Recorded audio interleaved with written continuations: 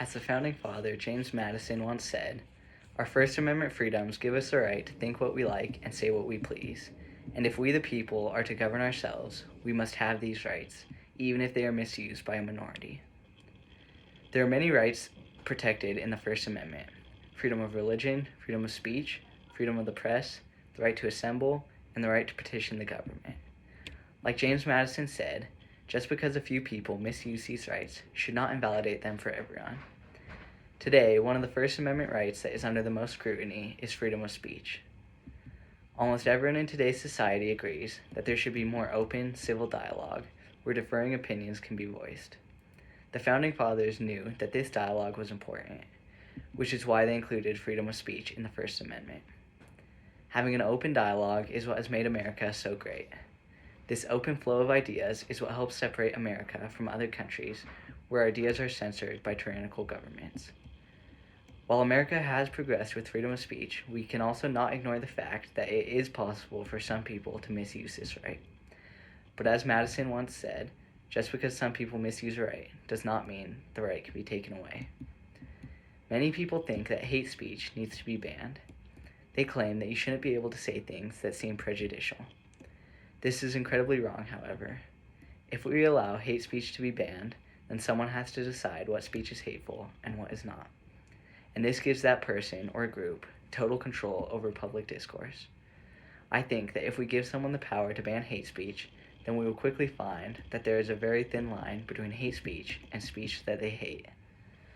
What if supporting a specific political candidate is considered hateful?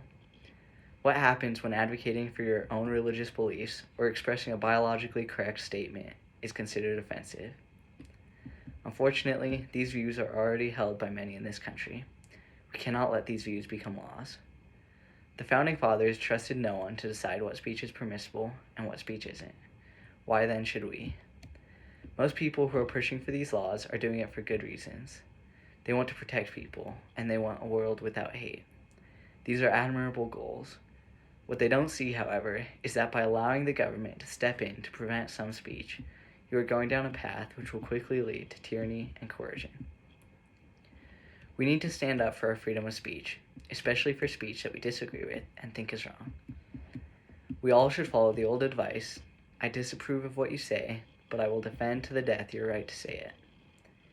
Each of us already stands up for the right to say what we agree with, but we must defend with equal vigor the right of someone to say things that we totally disagree with.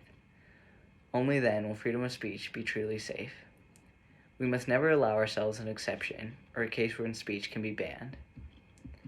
There is another threat to free speech, however. Today, woke Twitter mobs have teamed up with institutions like universities, large corporations, and big tech to eliminate free speech. If you go to a university or work at a large corporation, you may be expelled or fired for saying certain things. If you're an actor, you may be fired for a decade-old tweet. In this way, free speech is essentially limited without the government's involvement.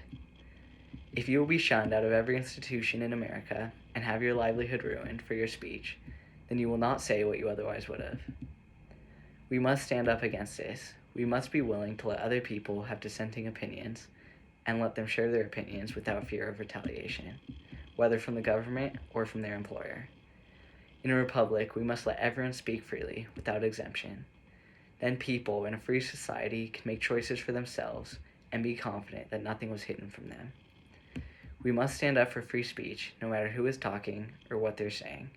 This was the dream of our Founding Fathers, and this is the only way to be free.